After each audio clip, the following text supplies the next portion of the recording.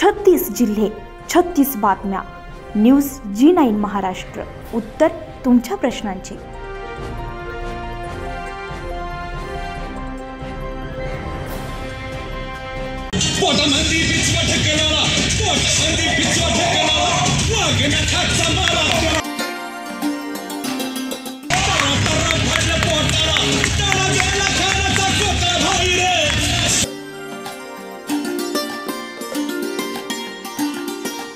संपूर्ण महाराष्ट्रामध्ये जिल्हा परिषद शाळेचे क्रीडा महोत्सव संपन्न झाली. या महोत्सवामध्ये अनेक विद्यार्थ्यांनी आपल्या शाळेचे नावलौकिक केले.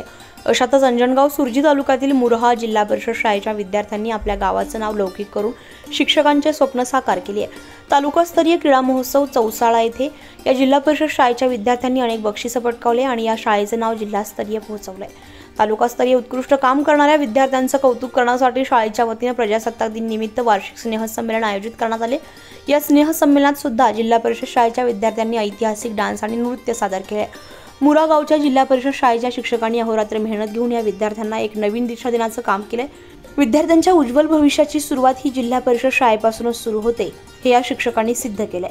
मुरा जिल्हा परिषद शाळेचे मुख्याध्यापक साबळे सर, शिक्षक सुरेश लोणकर, शिक्षिका वंदना पावणकर, शिक्षिका साधना कडू, शिक्षिका सुनीता कुबडे, शिक्षिका मुक्ता जळमकर, शिक्षिका समीक्षा नवले आणि मोनाली वालकडे, जयश्री बारबदे यांच्या पुरस्कार प्राप्त विद्यार्थ्यांना मोलाचे सहकार्य लाभले.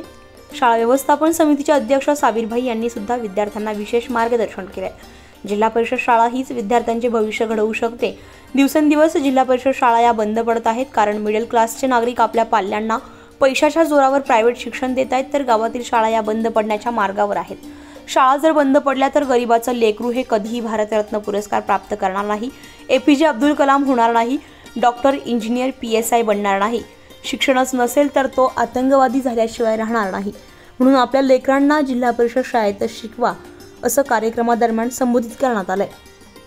या कार्यक्रमाला संध्याताई पखण सरपंच, त्रिशलाताई वानखडे उपसरपंच, मनीषाताई कोहळे माजी सरपंच, शाळा व्यवस्थापन समितीचे अध्यक्ष साबीरभाई, सुधीर काळे उपाध्यक्ष, प्रवीण वानखडे सदस्य, योगेश अडकते सदस्य, विद्याताई गायगोले सदस्य, रावसाहेब ताठोड, गोपाल कोहळे, गोविंदराव वानखडे, साधनाताई वानखडे, बुद्धमालाताई खांडेकर, अर्चनाताई माहुलकर, कल्पनाताई काळे आणि समस्त गावकरी यावेळी उपस्थित होते. राष्ट्रपिता महात्मा गांधी, भारतरत्न डॉक्टर बाबासाहेब आंबेडकर, राष्ट्रमाता जिजाबाई, विद्येची देवी सावित्रीबाई यांच्या फोटोला अभिनंदन करतो. आई भवानी यांच्या चरणी नतमस्तक होतो. आजच्या कार्यक्रमाचे अध्यक्ष, मुरा ग्रामपंचायतच्या प्रथम नागरिक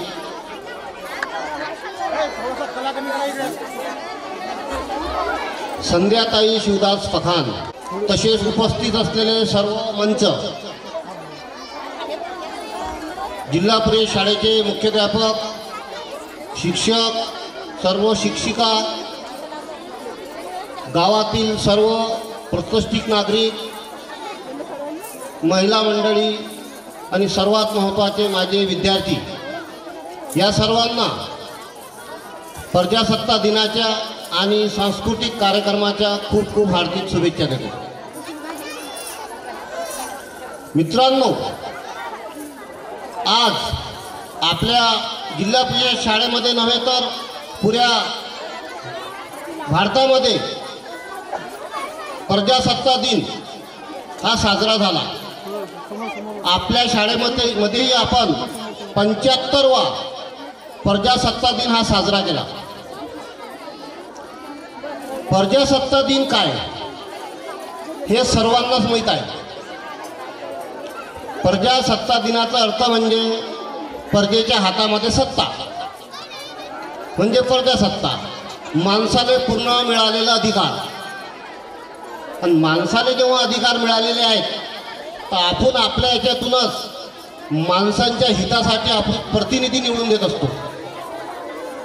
तो प्रतिनिधी आपल्या हितासाठी काम करत असते. आणि आपल्याही काही कर्तव्य आहे की आपणही त्याच्या पाठीशी राहिलं पाहिजे, मार्गदर्शन केलं पाहिजे, चुकलं तर सांगितलं पाहिजे.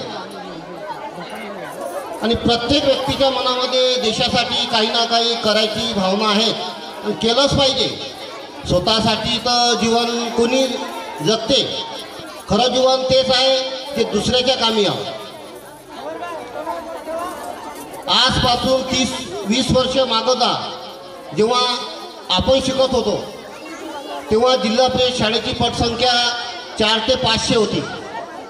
आज 120 आहे. याला कारणीभूत आपणच आहोत. 10 वर्ष समोर गेल्यानंतर हे पटसंख्या फक्त 20 राहील. याला कारणीभूत आपणच आहोत. कारण आज आपल्याजवळ जे मिडल क्लासचे लोक आहेत त्याच्याजवळ पैसा आहे, त्याच्या मुलाला ते प्रायव्हेट शाळेमध्ये शिकू शकतात, शिकून राहिले, टाकून राहिले. जिल्हा परिषद शाळे म्हणजे काहीच नाही. पण हे विचार न आहे त्याच्या मनामध्ये की जिल्हा परिषद शाळेमधूनच शिकलेला शिक्षक आपल्या मुलाला तो शिकवत आहे. तिथं जिल्हा परिषद शाळा काही दिवसानंतर हे बंद पडतील. काऊन की विद्यार्थी नसतील तर ते शाळा बंद पडतील. तर हे शाळा बंद पडल्या तर गरिबाचं लेकराले कधी भारतरत्न पुरस्कार मिळणार नाही. गरिबाचं लेकरू कधी APJ अब्दुल कलाम होणार नाही. गरिबाचं लेकरू कधी डॉक्टर होणार नाही. गरिबाचं लेकरू कधी इंजिनियर होणार नाही. गरिबाचं लेकरू कधी PSI होणार नाही. तर गरिबाचं लेकरू काय होईल? गरिबाचं लेकरू आतंकवादी होईल. आणि आज आपण जे विद्यार्थ्यांना प्रायव्हेट शाळेमध्ये शिकत आहोत, पुढे चलून भविष्यात तो कुठं लागलाही तर हा विद्यार्थी त्याच्यावर गोळ्या झाडणार. तर आपल्या हातामध्ये आहे की आपल्याला आपल्या गावासाठी, देशाचं जाऊ द्या, आपल्या गावाची शाळा हे चालू राहू द्यासाठी आपल्याला जास्तीत जास्त प्रयत्न जिल्हा परिषद शाळेमध्येच विद्यार्थी ठेवायचं करायचं आहे. जिल्हा परिषद शाळा ही खूप सुंदर आहेत, चांगल्या आहेत.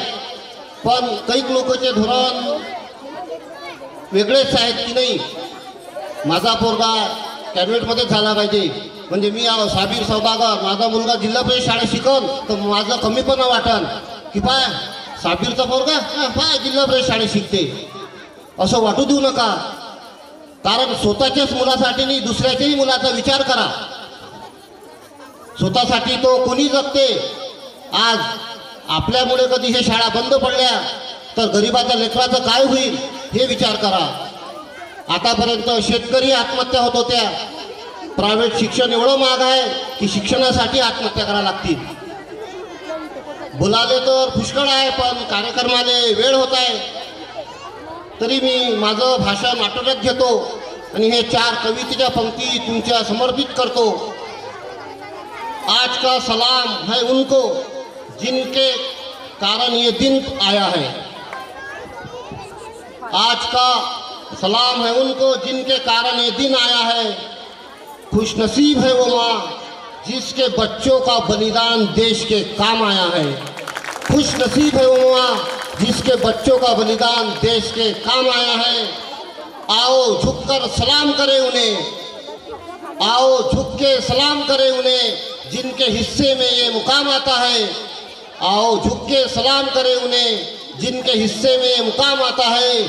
खुश नसीब होता है वो खून जो देश के काम आता है. खुश नसीब होता है वो खून जो देश के काम आता है. एवढं बोलून माझं उद्घाटन भाषण संपतो. जय हिंद, जय भारत. धन्यवाद. न्यूज जी9 महाराष्ट्रासाठी प्रतिनिधी मंगेश इंगळे, अंजनगाव, सुरजी, अमरावती.